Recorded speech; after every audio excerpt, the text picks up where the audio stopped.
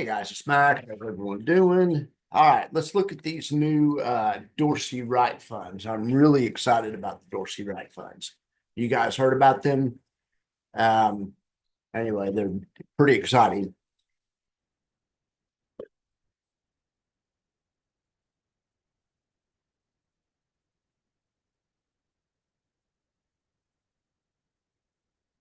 Okay, well, first off, okay, first things first. Okay, the fund's symbol is FEAT, the one I'm interested. That's the featured five. So it says FEAT is a passively managed ETF that aims to track the performance of the NASDAQ Dorsey Wright Tactical Option Income Strategy Index before fees and expenses. What that index is it aims to keep you in the five highest momentum YieldMax stocks at any one time. Right now, it's, well, let's go down and look. Here's their holdings right here. They have 16,000 shares of TSLY. They have 13,000 shares of Meta. So that's FIVR. Or, well, they have the shares of FIVR, not Meta. And then they have the shares of NFLY. They have 9,800 shares of NVDY. And they have 5,800 shares of MSTY. So they have the highest flying of the underlines. And they do it with some kind of relative strength matrix. And they look at the YieldMax universe, but they don't consider the fund of funds, the inverse ones, or alti, or the ones that are based on, more than one stock. It's just the single stock ones. But that gives you a lot of cool choices out of the YieldMax universe. And the fact that they can get in and out is pretty interesting to me. So here's the index. Here's the method. Okay, so let me see, try to read just the relative. Okay, the relative strength matrix. This is kind of interesting to me. NASDAQ Dorsey Wright has implemented a way to systematically, I love this, systematically measure many point and figure relative strength charts by aggregating buy and sell signals within a matrix format. Well, anyway, what it can do, their awesome matrix can tell you out of all the 30 stocks, looking at all the other 30 stocks, which ones out of all those have the highest relative strength at any given time. They reconstitute the index once a month. So occasionally they might have to drop a stock out and put a new stock in. But anyway, right now it is FIVR, NFLY, NVDY, TSLY, and MSTY. So I thought it would be interesting to get into the retirement simulator. What I thought would be interesting to do would be, all right, so what I thought would be interesting to do, I did it on Portfolio D and I did it again on Portfolio C. Okay, so let's go through the weightings. Now, what I did to simulate the portfolio, it's supposed to have 20% in 5 different funds. Unfortunately, the retirement simulator just does funds that have been here for a year. MSTY has not been here for a year. It's just been out for like 9 or 10 months. Anyway, but the other funds, NFLY, NVDY, TSLY, and MSTY have been here. So what I did is instead of putting 20% in 5 to simulate the portfolio, I put 20% in 4, and I didn't use MSTY. Now with MSTY in there, it would have done a hell of a lot better because MSTY was, because Mr. was absolutely on fire. But anyway, this is pretty impressive too. So we're just going to build a 4-stock, our own 4-stock Dorsey Wright portfolio, but we're going to use the same stocks they do. We're going to go back a year and we're going to see how we would have done if we would have had these stocks for the last year. Now, granted, next year is not going to be exactly like this year, but we're trying to see how these stocks and how this portfolio does compared to other portfolios this year. Obviously, everything's going to be up, but we want to see how much and how much erosion did we suffer, how much depletion, how much decay and all that kind of stuff. All right, so let's look here. Let's start with portfolio.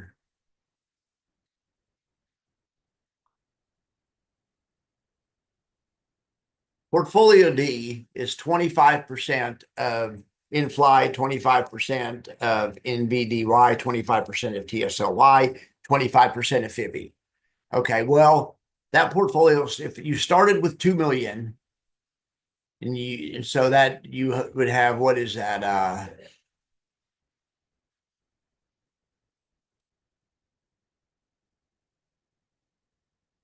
See, it's 500,000 in each. Okay, which is a lot of money, but anyway, just for the sake of argument, start at 2 million. Unfortunately, you would end the year at the 1,000,009. You lose about 70,000 in NAV. Now, you would have generated 1.19 million in income. Okay, screw this. No one's going to do that with $2 million. Or if you have that much money, good for you. But you're going to do something more sophisticated than this, or you have someone helping you out. Let's say you did this with 500,000. Also, just a wealthy guy that wants to YOLO, Uh, so okay, so a guy that does this with 500,000 a year ago, NAV's about 482 right now. Income is 300,000 on 500,000 in a year. After taxes, even that's 200,000. Total gain is 196. So it's a 39% gain with just those four stocks. And that's not even, if we would have put MSTY in there, and I could simulate MSTY by we could take the 9 months results and just say their year results, and I could do it, but it would just make this even this much better. This is obscene. On 500,000 to be making 17,000 a month. On 2 million, you were making 71,000 a month. I mean, that's incredible. Now, and I wouldn't recommend ever going I always recommend no more than 20%, right? Now, so portfolio C is what I recommend. It's 60-20, so 60% stocks, 20% bonds or regular type of fixed income, nothing to do with covered calls or volatility in any way. So that gives you some stability and some normalness in your portfolio, but 20% Dorsy, right? So that means instead of 25% over here of the four funds, we'd have 2.5% of the four funds, 2.5% of FIVR, 2.5% of NFLY, 2.5% of NVDY, 2.5% of TSLY. No MSTY because it wasn't around long enough, right? Well, how would have that one done? Start with 500, end with 598. Well, that's pretty good because you still have growth. Start the year with 500, end with 600. That'll work. How much income did you have? 67,000. Well, that's not too bad on only 500,000. That's not too bad at all. So, and after taxes, that's it's still 4,000 a month after taxes. I mean, total gain. So that's about 29%. Total return. Now you had a little erosion, but not near as much because we allocated smarter with staying in stocks and normal bonds. But we did have a little bit of erosion. The debt factor was about 1%. Now, if we equate that to the 4% rule in financial and retirement planning, where some people just outright sell 4% of their assets every year, and they say you can do that in perpetuity and you should be all right. Well, anyway, using the same theory, even though we aren't selling assets, we're selling options, and options synthetically sell assets. They have the effect of selling assets because you don't physically sell them, but you're trading upside. Well, anyway, I can figure out how much upside I can figure out what we gave up.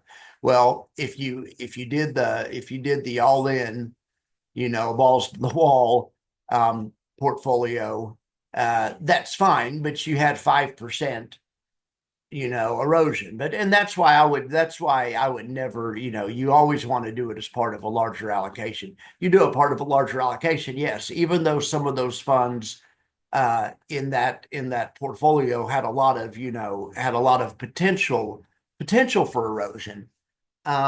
They, you still did really well. Also, the fact that you're always trying to stay in the hottest of the underlines, because having a hot underline is one thing that prevents what appears to be erosion. Or what gets blamed for erosion. Lots of times what gets blamed for erosion is just the stock falling. So by them keeping you in the highest relative strength underlines, that it should keep you away from it as much as possible, but you still had some even in this ideal portfolio. All right. Now the other usual caveat supply, they just released this portfolio today. What I did is I went back and pretended like we bought this portfolio a year ago. Now, how would we have known to buy it a year ago? We wouldn't have. It's not realistic at all. But what I think is interesting to see how much better you do than a 60-20 portfolio with the same stocks. And when you go balls to the walls and you don't do any, SPY, you just don't do any growth assets, you can see you went from 30 to 40. You added about 33% to your return. But your dead factor, remember, that's also the chance your wife's going to kill you. But it's how much of your accounts you kind of virtually burned off. So you did it 5 times as much here. So you could say that this plan had 5 times as much risk, just because of the 5 times as much dead factor. So it just depends on what you need in retirement. For a lot of people with 500,000, they can live on 4,000 a month just fine. That'd be fine with them. So like I say, and the thing is, you're hoping that you aren't going to have to live on 5,000 a month forever, because your portfolio still has growth when you do it like I suggest. It's not just me that suggests this, a lot of people do. But you want to keep it growing to as much as the highest extent possible. Use as little of these funds as you need to. If you can live off 4,000 a month, rock and roll. Because then if you do this year, the next year you'll have 600,000 at this rate. The next year after that, you'll have 700,000. You'll be getting the 4,000 a month the whole time. The next year after that, if going at the same rate, mathematically, you'll have 800,000. Within not too long of a time frame, you'll have $1 million. On $1 million, maybe instead of making 4,000 a month, you'll make 6,000 a month. So that's the whole idea, and that's why I think C is a better plan to allocate with the high yield. Use these high yield funds no more than 20%. So anyway, Dorsey Wright. So by the same thing, the way we could do that without even messing with any of this, picking which funds to buy or whatever, you could do it in one transaction. You could just be 60-20 and then just put 20% of your account in Dorsey Wright, and they'll handle, they'll change the ETFs around for you based on which ones are hot. So it's a great idea. And that's what I would recommend. No more than 20%, even as great as it is. Now, this is just kind of like but some people do have plenty of money other places, I've learned, and they want to just have a fund portfolio, and they want to try to double their money. And then once it's doubled, then it's like free money. Once they get all the dividends have equaled what they put into it, then they have their money back, then it's theoretically free money. Some people are going for that. So if you're going for that, a plan like this could be a lot of fun. Could you imagine YOLOing 500,000 and making 17,000 a month payment? You'd really want to put some of that back, because that's why you're eroding so much, because you're virtually selling off a little too much of your upside. It's a little too aggressive. But hell, if you could learn to live on maybe 10 grand, live on 10 grand, have one hell of a time, take the 7 grand and put it in and buy the underlines of each fund, buy Meta, Netflix, NVIDIA, Tesla, and MSTR. Now, the other thing is if you do that, you don't really even have to do that now, because that would be a good idea, because then you would create a fund that really wouldn't have that would get plenty of upside too, because you would also own the underlying stocks. Well, there's an ETF for that also. They've solved that. It's called FIVR. So this is also coming out tomorrow. This is the same thing as the other fund. It uses the same 5 stocks, but it buys the same 5 YieldMax stocks, but it only buys a 40% allocation of, say, FIVR. And then it buys a 60% allocation of Meta. So it's a fund to fund of 10 positions. 5 of them are the YieldMax high yield. It'll have FIVR, NFLY, NVDY, TSLY, and MSTY in it. And that'll be a 40% allocation to those. Then there'll be a 60% allocation to Meta, Netflix, NVIDIA, Tesla, and MSTY. So when you buy it with one click of the button, you're getting some high yield, but it's only 40% high yield. But, still 40% of what these things pay is still huge.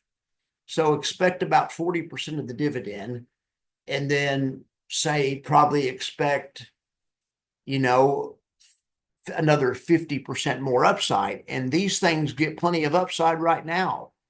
So that's going to be, they should have named this one FIRE, but I know FIRE means something else. But anyway, this FIVR is going to be FIRE. I mean, let's see. Let me show you let's look at the holdings. Maybe they do a better job of explaining. So they're going to have TSLY, and that's a,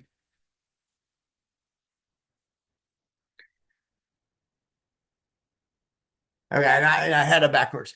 It's a 60% the yield fund. So they're going to have 20% of a TSLY allocation. 13% of that is TSLY. Then they have a 6% allocation of just Tesla. Or right here it's 10, but anyway,